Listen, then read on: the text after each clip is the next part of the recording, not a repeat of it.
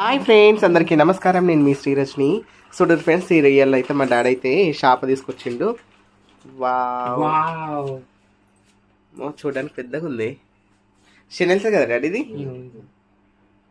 ఇది ఎక్కడ తీసుకొచ్చినావు డాడీ? చెర్లకేదా పడుతున్నారా? చెల్ల పడుతున్నాయి. కావాలి పెట్టు, వెయిట్గా అవుతుందా నీకు? చూడండి ఫ్రెండ్స్, అయితే ఇలా మా మల్లెల గ్రామంలో చేపలు పడుతురట. అందుకోసమని డాడీ తీసుకొచ్చిండు. చూడరు ఎంత పెద్దగా ఉంది, అసలు సూపర్ ఉంది కదా, చాలా బాగుంది కదా అసలు.